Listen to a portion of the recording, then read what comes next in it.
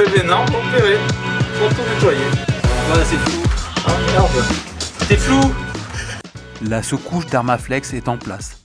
Il est maintenant temps d'installer tout le câblage électrique avant de pouvoir continuer plus tard l'aménagement avec la pose de l'isolation définitive. En parallèle de ce chantier, je commence aussi à travailler sur la conception du futur meuble électrique pour anticiper son intégration et le passage des câbles.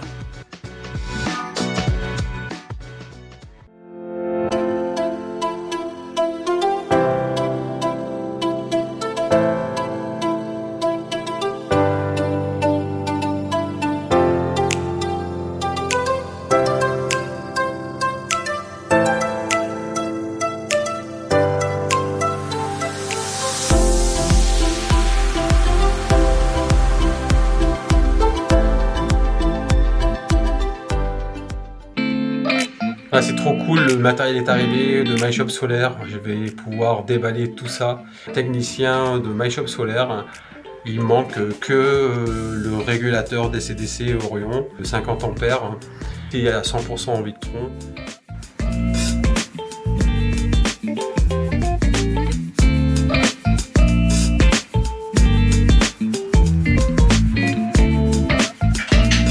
Alors là, on a le Multiplus 3000 de Victron. Celui-ci va nous permettre de brancher les batteries avec une P17 et d'avoir du 230 volts, de convertir ce courant en 230 volts en 12 volts. Il faut choisir la puissance du Multiplus en fonction de la puissance désirée dans le camion. En l'occurrence, nous, l'élément le plus puissant que nous allons utiliser sera une plaque à induction qui va nécessiter 2000 watts en crête.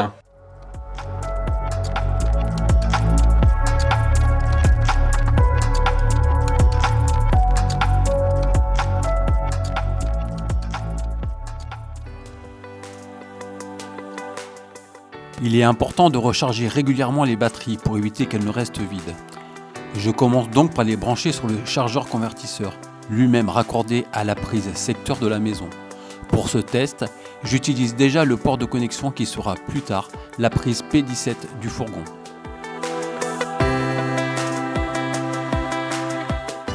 Pour ce banc de recharge, pas besoin d'atelier high-tech. 2 planches et les palettes de la livraison suffisent largement pour installer les batteries et le chargeur. Comme quoi, avec un peu de débrouille, on peut déjà mettre en place quelque chose de fonctionnel.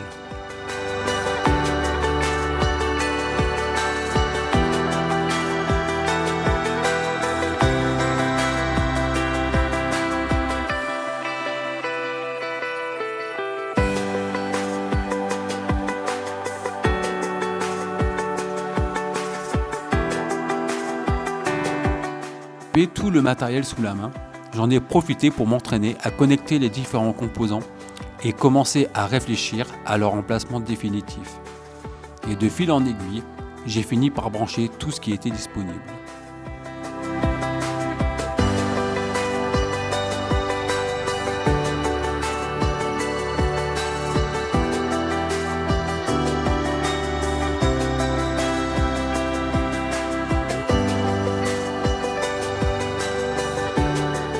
Résultat, les barres du bus positif et négatif sont posées, les batteries branchées en parallèle, le BMS installé, le coupe-circuit positionné au plus près des batteries, le Smart Shunt monté sur la ligne négative et le Battery Protect connecté.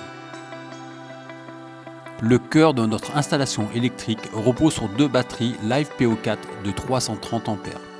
Elles sont montées en parallèle, ce qui donne une capacité totale de 660 A en 12 volts. De quoi assurer une belle autonomie pour alimenter tout le fourgon, même en pleine nature.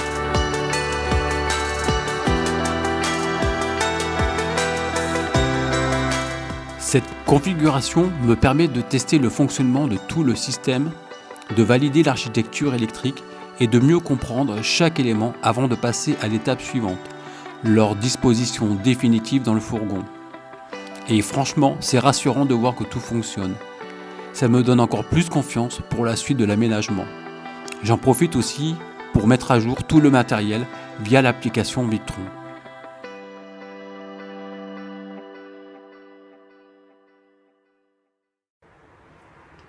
Avec les palettes de MyShop Solaire, j'ai reconstitué le meuble qui sera dans le camion afin de positionner le matériel électrique dessus.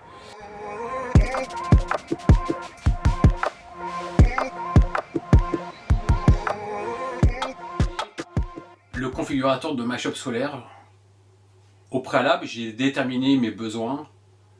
Mon plus gros consommateur, en fait, c'est la plaque à induction.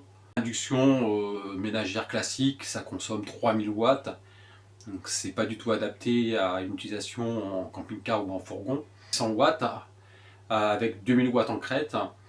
Et c'est ce qui a déterminé la puissance de mon installation électrique, qui est prévue pour être 100% autonome sans gaz, 100% électrique. J'ai 2 batteries de 330 ampères et avec un système complet Victron pour une histoire de compatibilité du matériel entre nous. Le but maintenant, ça va être de positionner chaque matériel sur la palette pour simuler leur futur emplacement.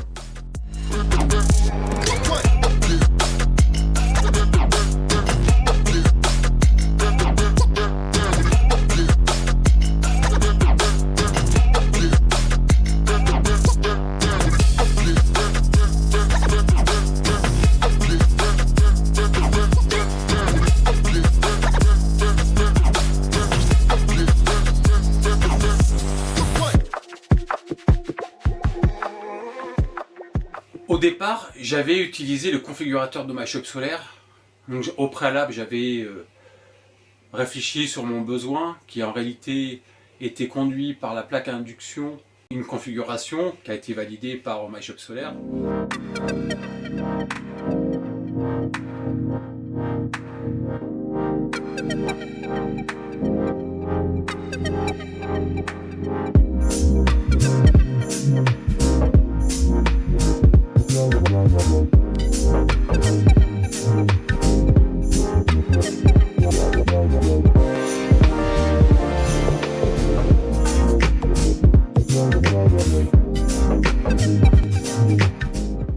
L'étape suivante, maintenant que tout est disposé, je vais tout visser. Comme ça, je vais pouvoir faire les découpes pour passer les câbles. Je vais avoir besoin de COS M6 et M8. Donc sur Amazon, j'ai trouvé ces boîtes de COS. Il y a 130 pièces.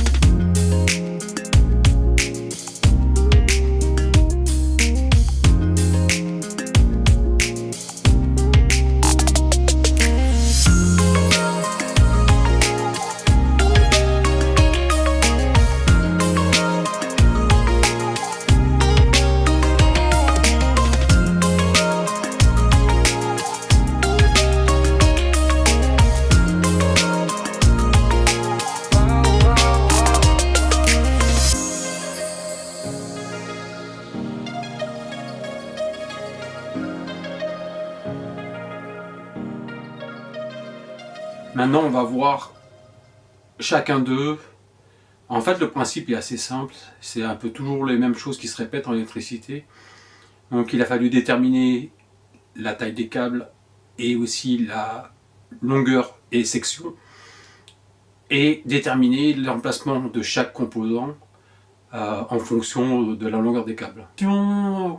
De l'installation, finalement j'ai changé mon boîtier 12 volts pour des nouveaux boîtiers 12 volts de fusibles parce que ceux-là ils ont des témoins et je trouve ça assez intéressant.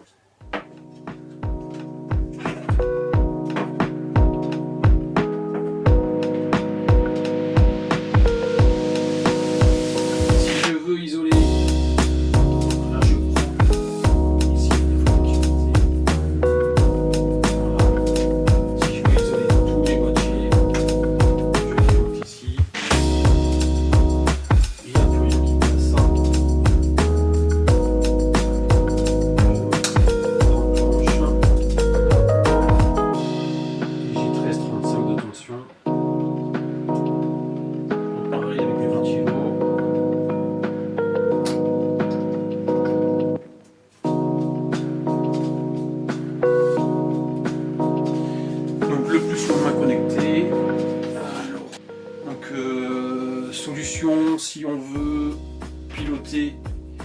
piloter un équipement qui demande un ampérage supplémentaire, il suffit de passer par un relais externe. Aujourd'hui, chantier électricité. Après l'isolation, donc j'ai passé une première couche, mais j'ai fait en sorte de rien fermer. Les rassembler par consommateur dans une première phase, et dans la deuxième phase, ça sera de les passer dans les gaines. Et une fois que les câbles seront identifiés et positionnés, ça sera très simple de voir le nombre de câbles à mettre ensemble dans une gaine. Alors là, on peut voir le schéma électrique avec tous les consommateurs et tout ce qui sera connecté dans le camion. Tableau Excel, chaque ligne identifiée avec la taille du câble, donc en fonction des points de destination. Et la taille du câble, 1 5 carrés, 2 5 carrés, 4 carrés, etc.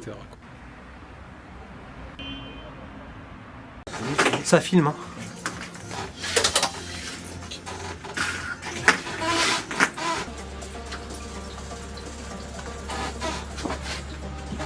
Là, il y a déjà 1 mètre, 1 mètre, 2 mètres. C'était pour dire que c'était résistant, là, il fermait la gueule du crocodile, là, mec. Ah non, t'as jamais vu? Non, écoute, je viens de te répondre. Dès que je vois une pub, mais je parle de ça il y a 20 ans. Mec.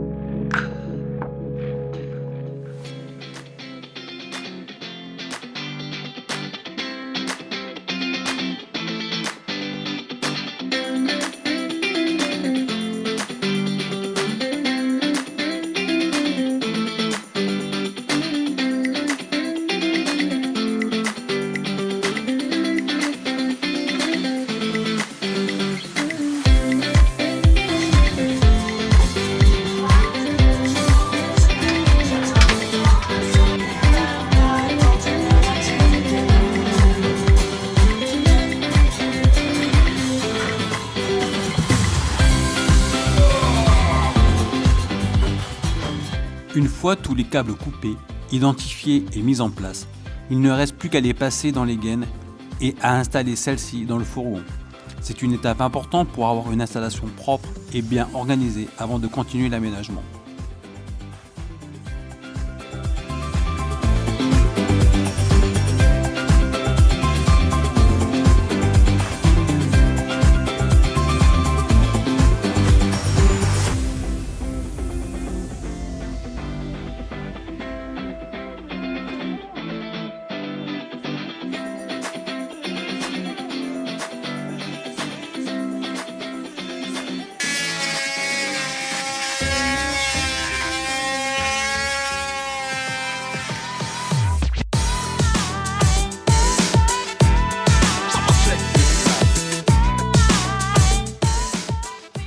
Et voilà pour cette étape.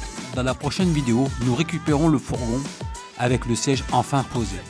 Je vais pouvoir attaquer l'aménagement des joues d'extension et continuer à donner forme à l'intérieur du Sprinter.